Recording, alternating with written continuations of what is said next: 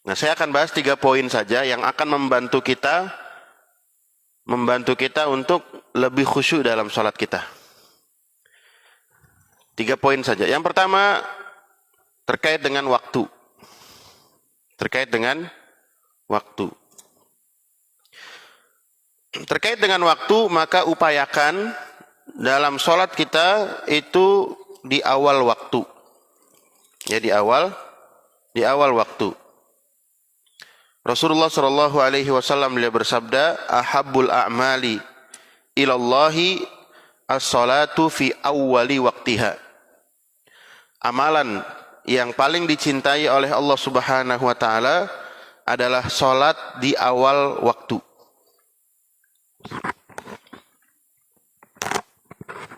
Ya, sholat di awal waktu. Ya, upayakan.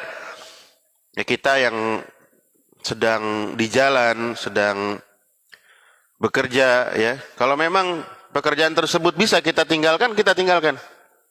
Ya, atau dalam rapat tinggalkan. Ya, apalagi kalau nggak ngapa-ngapain, ya.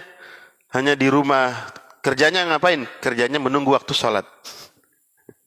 Ya sudah, bahkan sebelum adzan kita sudah berupaya, ya, yaitu datang ke masjid. Kalau perlu kita yang adzan. Ya, apa kata Nabi Shallallahu Alaihi Wasallam? Ya, bahwasanya aku melihat ya orang-orang yang suka adzan, muadzinin, itu leher mereka panjang. Di mana? Di akhirat kelak, di surga kelak. Ya tentu ini kinayah. Ya, ada yang mengatakan zohirnya begitu. Zohirnya nanti lehernya akan panjang. Ya, tentu mungkin beda persepsi ya. Kalau ada yang mengatakan, oh, lehernya panjang, mungkin sepanjang apa? Enggak. Itu menunjukkan bahwasanya indah gitu ya. Dan menunjukkan bahwasanya muadzin, orang yang gemar adzan itu nanti dia berada di surga. Dia berada di surga. Sampai para ulama mereka berbeda pendapat mana yang lebih utama antara imam dan muadzin. Sebagian mengatakan muadzin lebih banyak pahalanya. Sebagian mengatakan imam apabila dia benar dalam mengimami makmumnya. Jadi pertama yang kita upayakan adalah waktu. Tadi sudah dibahas di awal, jangan kita tunda-tunda. Ya, itu nggak akan khusyuk. Salat yang ditunda-tunda, ya nggak akan khusyuk. Nah, untuk mendapatkan kekhusyuan dalam salat yang pertama kali waktunya. Waktu azan, ya, ini berarti waktu kita menghadap Allah Subhanahu Wa Taala. Ya, jangan ditunda-tunda. Oh, nanti ajalah, nanti, ya, masih ada urusan, ya, dan seterusnya. Ya, orang yang suka menunda-nunda, mengakhirkan, ya, maka Allah akan tunda-tunda. Ya, Allah juga akan berbuat yang demikian. Ya. Maka upayakan kita kerjakan di awal waktu. Seluruh waktu sholat yang 5 itu dikerjakan di awal waktunya, kata para ahli fikih. Kecuali sholat isya. Ya. Sholat isya, para ulama mengatakan ya, dianjurkan untuk diakhirkan. Ya, diakhirkan sampai sepertiga malam pertama. Sepertiga malam awal. Malam dibagi 3. Nah, yang bagian pertamanya itu di terakhirnya itu adalah waktu yang utama untuk sholat isya. Misalkan malam dibagi atau malam sendiri itu dari mana? Dari maghrib ya sampai fajar, sampai subuh. Taruhlah jam 6 sampai jam 4. Berarti ada 10 jam. Ya, 10 jam dibagi 3, ketemulah 3 jam. Maka dari maghrib jam 6, jam 7, jam 8, jam 9. Nah, 3 jam itu di jam 9. Jam 9 sampai mendekati jam 10 itu adalah waktu disebut sepertiga malam pertama. Yang akhir. Sepertiga malam pertama yang akhir. Karena nanti masuk lagi sepertiga malam kedua dan sepertiga malam terakhir yang disebutkan dalam hadis. Sepertiga malam terakhir itu adalah kita dianjurkan banyak berdoa, beristighfar, karena Allah Subhanahu Wa Taala turun ke langit dunia dan Allah Subhanahu Wa Taala berfirman, siapa yang meminta kepadaku maka aku akan berikan, siapa yang beristighfar kepadaku aku akan ampuni. Ya. Nah, itu sepertiga malam terakhir. Nah, isya itu sepertiga malam pertama. Ya. Maka dianjurkan untuk diakhirkan. Tapi, nah ini, jangan kita mempraktekkan fikih yang ada di dalam kitab-kitab para ulama, ya kita kemudian praktekkan di tengah masyarakat yang tidak menggunakan itu, bahaya. Ya. Yang lain udah selesai, kita azan di awal waktu, kita tunda, nanti aja iqamahnya. Isya jam berapa? Jam 9, kata Ustadz lebih utama diakhirkan. Ini bahaya, ya. Terus kapan?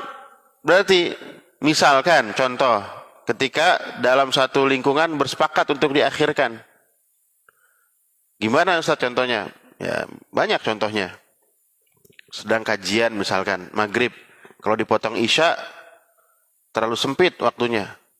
Ya, maka azan dulu dan mereka sepakat. Ya, kita tunda isyanya, kita sepakat ya ditunda jam 8, jam 9. Ya bisa dilakukan. Tapi kalau misalkan itu masjid umum, misalkan banyak orang yang berlalu lalang, ini kapan qomatnya gitu kan? Kok lama sekali ya. Maka upayakan sholat di awal waktunya. Atau kita sedang safar, bepergian. Ya, orang yang safar tadi mendapatkan keringanan. Maka yang lebih utama dia mengakhirkan sholat isya. Ya, jadi jam 9 sampai jam 10 lah. Itu waktu yang afdol. Ya. Adapun yang lainnya maka sholat pada awal waktunya. Nah yang kedua, poin yang kedua, agar kita bertambah kekhusyuan kita dalam sholat, yaitu kita upayakan dalam melaksanakan sholatnya, kaifiyahnya kita mencontoh Nabi SAW.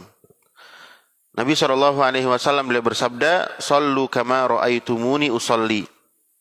Salatlah kalian sebagaimana kalian melihat aku salat. Ya, tentu kita nggak bisa melihat Nabi salat. Gimana caranya? Nabi bersabda itu kepada siapa? Kepada para sahabat yang melihat langsung Nabi salat. Terus gimana kita berarti? Kita melihat kepada kitab-kitab hadis. Ya, dan kita mempelajari itu di hadapan para ahlul ilmi, orang yang berilmu. Dijelaskan, oh ini caranya begini, Nabi seperti ini. Kita pelajari, ya. Jangan kita sholat yang tadi saya sebutkan. Yang penting sholat, ya. Nabi memberikan perumpamaan bagaikan ayam yang mematok makanan. Ya, bahkan ada orang yang sholat di hadapan Nabi, Nabi suruh ulangi 3 kali. Ya, sholli fa innaka lam tusolli, sholli fa innaka lam tusolli. Dia balik lagi, sampai 3 kali. Barulah kemudian Nabi ajarkan, ya sholat itu diawali dengan toharoh, berwudu terlebih dahulu, ya wudunya juga harus benar. Setelah itu dia harus ya takbiratul ihram dan seterusnya. Ya. Maka nggak bisa sekedar sholat, yang penting sholat, enggak. Tata caranya bagaimana? Nah, untuk tata caranya bagaimana, tentu ini ya membutuhkan kajian khusus. Ya. Nah, hal yang harus diperhatikan, banyak orang yang mempelajari tata cara sholat sesuai ajaran Nabi SAW, tapi sekedar itu saja. Oh ini sunnah Nabi itu begini, sunnah Nabi itu begini. Tapi tidak paham apa yang masuk dalam rukun sholat, apa yang masuk dalam wajib sholat, apa yang masuk sunnah dalam sholat. Semua disamaratakan. Ya, konsekuensinya apa? Konsekuensinya yang seperti ini, apabila dia misalkan meninggalkan salah satu dari rukun, dia bingung mau ngapain.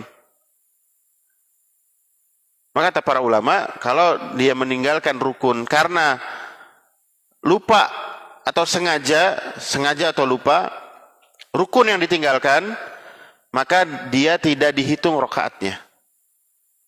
Misal ada orang sholat Allahu Akbar, takbiratul ihram, lupa baca Al-Fatihah, jangan sujud sahwi. Oh, kan lupa Ustadz. Kan kalau sujud sahwi itu sujud karena lupa. Bukan sujud sahwi. Tapi rakaat yang dia lakukan itu tidak dianggap. Maka dia sholat, baca misalkan baca ayat Al-Quran, dia ruku, dia sujud, dia berdiri lagi, mulai dari awal lagi. Karena rakaatnya tidak dianggap. Karena Al-Fatihah itu adalah rukun dari rukun salat. La tasihhu salatu illa biha. Tidak sah salat kecuali dengan surah Al-Fatihah. Ya, kayak ada orang misalkan lupa sujudnya, ya, yaitu apa? Sekali. Sujudnya cuma sekali. Dia lupa. Terus dia bangun baru ingat. Apa yang dilakukan? Maka rakaatnya tidak dihitung. Tidak dianggap. Ya. Di sana juga ada wajib. Ya, wajib yang dilakukan dalam sholat. Apa saja contohnya? Ya, contohnya adalah seperti yaitu apa? Contohnya seperti misalkan tasyahud awal. Ya, itu wajib dalam sholat. Ketika seorang dia lupa, ya, dan posisinya sudah membaca Al-Fatihah, baru kemudian dia sujud sahwi nanti di akhir. Ya, tetap sah, tetap dihitung rakaatnya. Ada kalanya itu hanya sifatnya sunnah, tidak rukun, tidak wajib. Ya. Dan seterusnya, ini perkara-perkara yang harus dibahas juga. Kenapa? Banyak yang nggak paham. Oh, pokoknya saya berusaha mengikuti sunnah Nabi dalam sholat. Iya betul, semua juga orang berupaya untuk mengikuti sunnah Nabi. Tapi mana yang rukun, mana yang wajib, mana yang sunnah, itu disebutkan oleh para ulama di dalam kitab-kitab fikih mereka. Ya. Itu yang kedua ya. Jadi upayakan dalam melaksanakannya mencontoh Nabi SAW. Bagaimana takbiratul ihramnya beliau, ya, kemudian apa saja bacaannya, ya, bagaimana kemudian rukuknya, ya, sujudnya dan seterusnya. Itu membantu dalam khusyuk kita dalam sholat. Yang ketiga, yang terakhir, sholat dilaksanakan bagi kaum laki-laki berjamaah di masjid. Ya, sudah di awal waktu mengikuti sesuai dengan tuntunan Nabi. Yang terakhir adalah dilaksanakan berjamaah di masjid. Tambah khusyuk. Ya. Ustadz, saya mah khusyuknya di rumah. Ada yang bilang gitu. Bisa nggak? Gimana ya di rumah? Godaan, ya banyak godaannya ya. Anaknya, istrinya. Tapi di masjid ribut Ustadz masjidnya. Ya cari masjid yang lain. Ada orang kadang cara berpikirnya begitu mudah gitu ya. Ada memang masjid-masjid yang nggak bisa diatur gitu ya, anak-anaknya ya. Wah, berisik gitu. Imamnya sampai nggak kedengeran baca apa gitu. Nah, ini PR ya buat masjid-masjid yang anak-anak di sananya kurang tertib, ya memang itu PR bagi kaum muslimin. Tapi bukan menjadi alasan kita tidak sholat di masjid. Masih banyak masjid yang tenang, yang tidak berisik dan seterusnya. Cari masjid-masjid yang seperti itu. Mudah-mudahan di Nurul Huda termasuk yang anak-anaknya bisa didisiplinkan ya. Ya. Karena saya lihat beberapa masjid begitu, Pak. Jadi wah berisik gitu ya. Sampai salam juga langsung keluar gitu. Assalamualaikum warahmatullahi wabarakatuh. Langsung berisik lagi. Gak ada tenang-tenangnya. Tapi aneh, ketika selesai salam, mereka gak berisik. Karena udah pada keluar. Pas lagi sholat, wah itu berisiknya luar biasa. Nah, maka para fuqaha itu sempat dibahas di dalam kitab-kitab fikih mereka, di antaranya di dalam Fathul Mu'in, ya, saya baca. Mereka berselisih, mana yang lebih utama? Salat yang khusyuk dilaksanakan sendirian atau salat tidak khusyuk di masjid berjamaah? Kalau kasusnya kayak gitu, ya masjid cuma satu, di situ ribut berisik gitu kan? Terus gimana? Ya kalau di Indonesia alhamdulillah kita masjid banyak. Ya di Indonesia itu nikmat, masjid itu banyak. Ya khususnya di kota-kota besar, ya ada musola ini, ada masjid ini. Kita cari yang kita nyaman. Ya mudah-mudahan di Nurul Huda termasuk yang nyaman dalam sholat berjamaah. Ya jadi 3 poin itu. Pertama apa tadi? Waktunya di awal waktu. Kemudian yang kedua apa? Tata caranya, ya tidak asal-asalan dalam sholat. Yang ketiga adalah berjamaah di masjid. Ya, salat berjamaah di masjid. Ya, ini keutamaannya besar. Nabi SAW bersabda, salatul jama'ati afdalu min salatil fadzi bi sab'in wa ishrina darajah. Salat berjamaah itu ya lebih utama dari salat sendirian berbanding 27 derajat. Ya, maka keutamaannya besar. Ibu-ibu gimana Ustadz? Ada yang bertanya, kalau salat berjamaah dalam hadis dikatakan la tamna'u ima Allahi masajidallah wa buyutuhunna khairun lahunna. Jangan menghalangi hamba-hamba Allah yang perempuan dari masjid-masjid Allah. Ya. Artinya apa? Boleh perempuan itu sholat di masjid, tetapi rumah-rumah mereka jauh lebih baik bagi mereka. Kenapa? Agar terhindar dari fitnah. Ya, apalagi misalkan perempuan yang memiliki kecantikan dan seterusnya, masih muda ya.